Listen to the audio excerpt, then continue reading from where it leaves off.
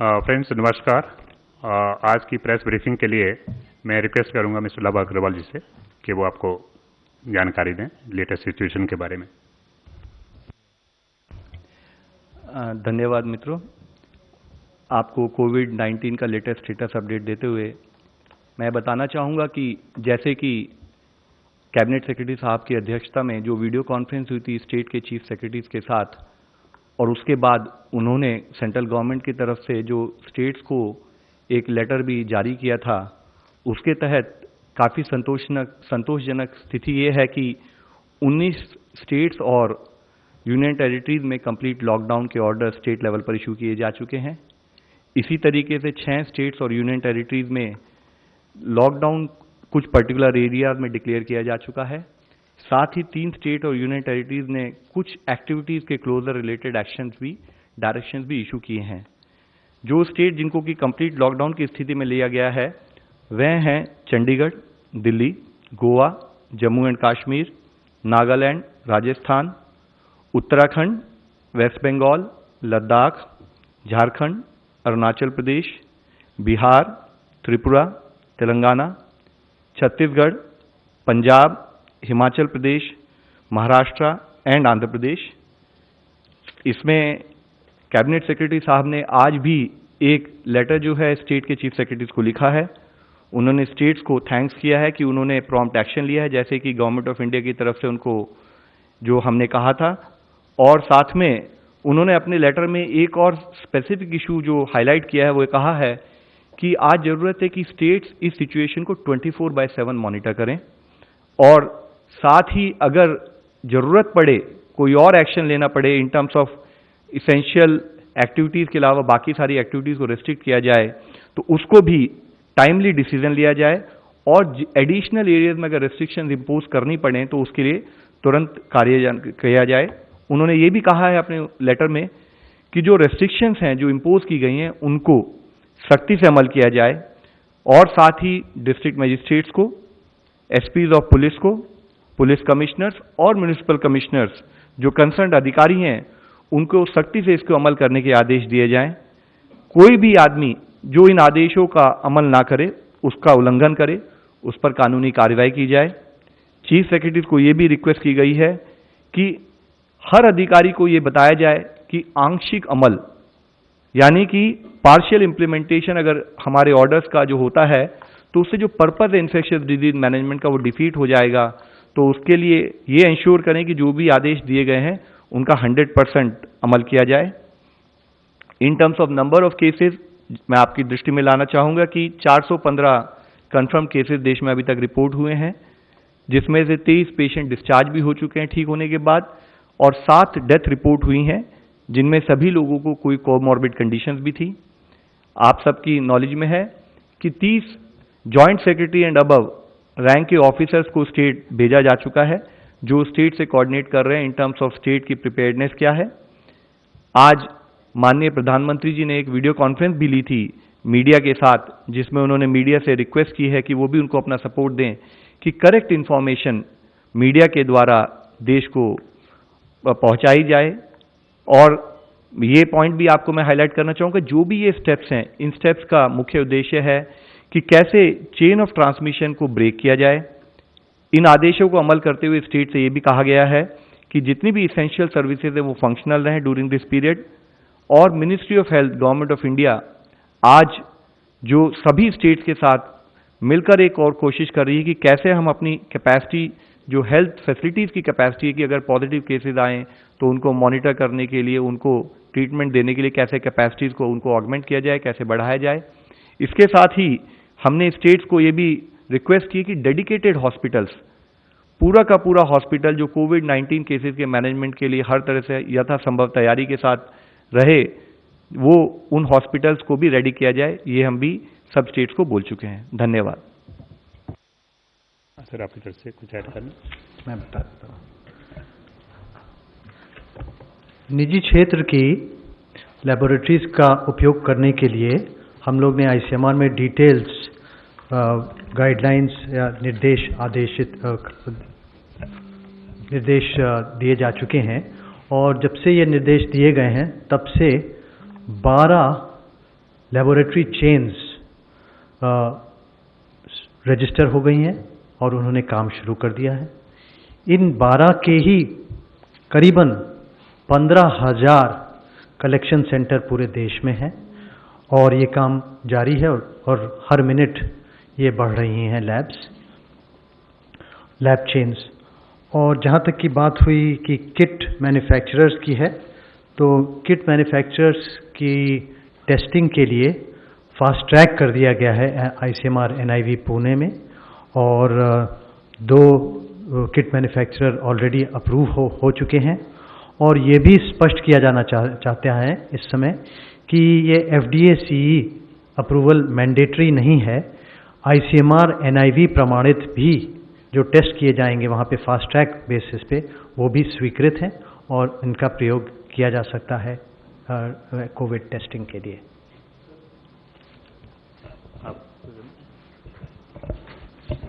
नमस्कार। Essential supplies के logistic ठीक प्रकार से हो तथा किसी भी स्थान पर इनकी कमी ना हो, इसके लिए केंद्र व राज्य सरकारें तत्परता से काम कर रही हैं। At the highest level cabinet secretary के लेवल पर ट्रांसपोर्ट एंड लॉजिस्टिक्स सारी एसेंशियल सप्लाईज की मॉनिटर की जा रही है। ये बात पर स्ट्रेस किया जा रहा है कि कम से कम लोग स्टोर पे जाकर सामान को खरीदें और ज़्यादा फ़ोन पर ऑर्डर लेके होम डिलीवरी का कार्य किया जाए, तो फ्रंट एंड पर इस काम की चेष्टा की जा रही है। इसके अलावा जैसा कि आपको विदित है, सैनिटाइज़र और मास्क के रेट हमारे डिपार्टमेंट ने कैप कर दिए हैं और इनके प्रोडक्शन हाउसेस से रिक्वेस्ट की गई है कि आप सैनिटाइज़र व मास्क का प्रोडक्शन अधिक से अधिक बढ़ाएं। मास्क का स्टैंडर्ड BIS स्टैंडर्ड का निर्धारित किया गया है और सैनिटाइज़र बनाने के लिए जो इथेनॉल, जो रॉ मटेरियल की आवश्यकता होती है, सभी डिस्टिलरीज व उनकी एसोसिएशंस के साथ बात की गई है कि आप रॉ मटेरियल अधिक से अधिक मात्रा में सैनिटाइज़र बनाने वाले कंपनियों को उपलब्ध कराएं। स्टेट गवर्नमेंट्स के साथ सेक्रेटरी कंज्यूमर अफेयर्स की मीटिंग हुई थी और सभी लॉजिस्टिक्स और ट्रांसपोर्ट को बहुत ही डिटेल से बात की गई है और उस पर गौर किया जा रहा है। Thank you. सर, पहला क्वेश्चन मैं ऑनलाइन लेना चाहूँगा और इसी से संबंधित है। Is government taking steps to get corona test more affordable as the test rates are 4,000 to 5,000 per test, but about getting more testing kits available? इसका मैंने बताया जी, टेस्टिंग किट्स जो भारत में बनाए जा रहे हैं और non FDA, non CE approved हैं, वो उसको फास्ट ट्रैक मैकेनिज्म से बहुत तेज़ी से उनको अप्रूव किया जा रहा है। तो टेस्टिंग किट्स तो बहुत जल्दी अप्रूव होते जा रहे हैं। 2 कंपनी के ऑलरेडी अप्रूव हो गए, वो सप्लाई करना शुरू कर दिया हमने। Okay, we take some question from here. 16, please use mic.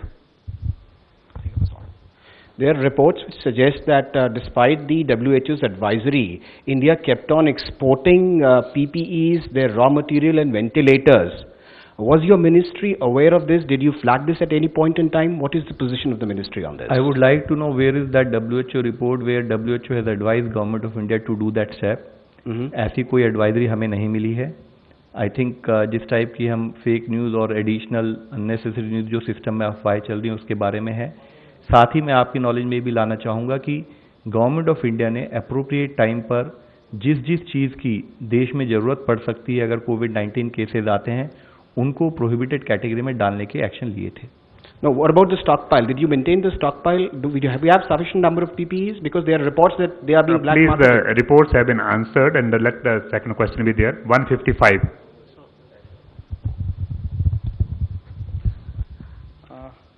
Sir, ये क्लोरोक्विन दवा की अवेलेबिलिटी कितनी है? क्योंकि अब पता लग रहा है कि अब इसके भी लोग स्टॉकेज करने लगे हैं और मार्केट में मिल नहीं रहा है ये। इसमें पहले मैं ये कहना चाहूँगा, क्लोरोक्विन, हाइड्रोक्सी क्लोरोक्विन दवा is recommended only, and I mean only, for a healthcare worker who is treating a COVID patient. That is number one. Only for a healthcare worker who is treating a COVID patient. Number one. Number two, it is recommended only for persons staying and caring for a household positive patient. So if in a household there is a positive patient, they are laboratory confirmed patient and they are caring for him from very close, then they have to, they can take hydroxychloroquine only for prophylaxis, only for prevention, only in these two circumstances. And for this, there is enough stocks in the country. Number 11.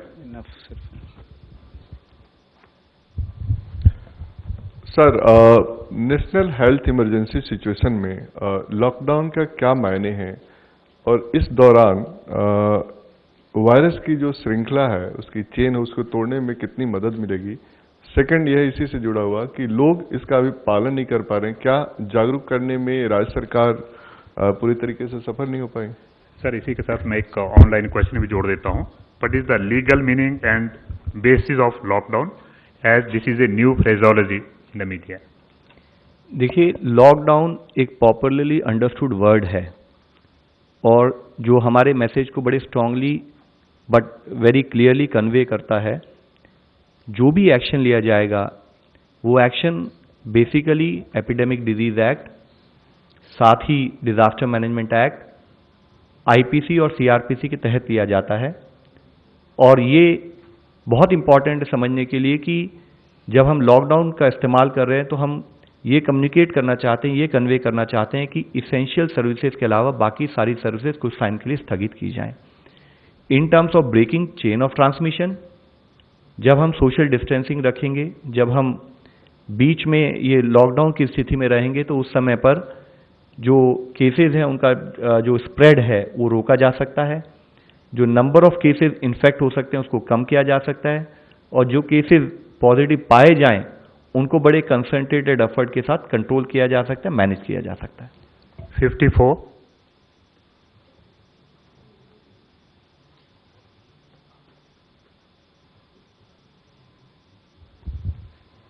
My question is to Dr. Bhargav, sir. I'd like to know, there's been reports that there's a mathematical model that the ICMR is currently studying about the rate of growth of corona positive cases in the country. Could you tell us what are the projections that the ICMR has or when the report is expected?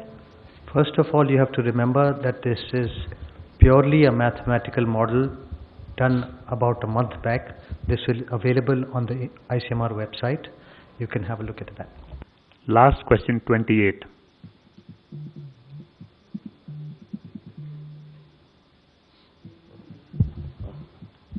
Sir, मेरा सवाल love sir से है. कल lockdown था, एक तरह से जनता curfew था. उसके बाद से लेके अब तक इस चेन को तोड़ने में कोई एनालिसिस की गई है, स्टडी की गई है आप लोग की तरफ से कि कितना असर हुआ है? और दूसरा सवाल है दमू रवि सर से कि जो लोग स्ट्रैंडेड हैं विदेशों में, अभी भी यूके में, एम्स्टर्डम में बहुत लोग हैं या बाकी जगहों पे जो हैं, उनको लाने के लिए क्या कोई फ्लाइट फिर से जा रही है? देखिए, कल ही आदेश जारी हुए. कल पहले हमने जनता कर्फ्यू किया, उसका एक्सटेंशन हमने आज लॉकडाउन की स्थिति में हम बात कर रहे हैं. ये इंस्ट्रक्शंस अब अमल में आ रही हैं.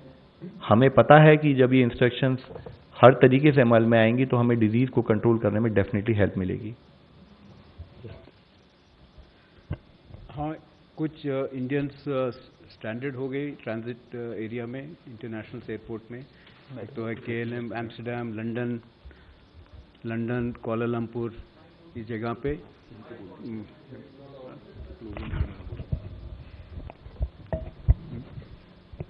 या ओके, इंडियन नेशनल्स कई जगह पे बहुत ही कम है वो, तो जहाँ ट्रांजिट पैसेंजर्स की उस जगह पे फंस गए. अभी हम पूरा कोशिश करें कि लाने के लिए. ऑलरेडी KLM से आ गए थे वीकेंड पे और लंदन और कोलालमपुर में है कुछ लोग हैं. तो आज शाम तक कोलालमपुर का पैसेंजर्स आने को संभव है, तो शायद 9 बजे रात में आ जाएगी एयर एशिया पे. और लंदन का पैसेंजर, उसका भी हम पूरा कोशिश कर रहे हैं कि जल्दी से आने के लिए. और मेरे ख्याल से सारे जो ट्रांजिट पैसेंजर्स हैं इंडियंस, तो लंदन की जो इवैक्यूएशन होने के बाद पूरा खत्म हो जाएगी। Friends, today we have a representative from the Home Ministry also. I'll request regarding the review with the DGPs of the state. Madam may like to say something. ये जो रेस्ट्रिक्शंस इम्पोज किए गए हैं उनका रिव्यू करने के लिए, उनका इन्फोर्समेंट रिव्यू करने के लिए आज होम सेक्रेटरी ने सारे डीजीपीज, स्टेट्स एंड यूटीज़ के डीजीपीज के साथ एक वीडियो कॉन्फ्रेंस की थी जिसमें कमिश्नर पुलिस दिल्ली भी थे और सारे स्टेट्स के साथ यही बातचीत हुई है कि these restrictions have to be enforced strictly और कोई भी अगर ये रेस्ट्रिक्शंस वायलेट करता है तो उसके खिलाफ एक्शन लेना है क्योंकि ये एक बहुत ज़रूरी कदम है जिससे कि हम कोविड का स्प्रेड रोक सकते हैं। Thank you very much, friends. Thank you.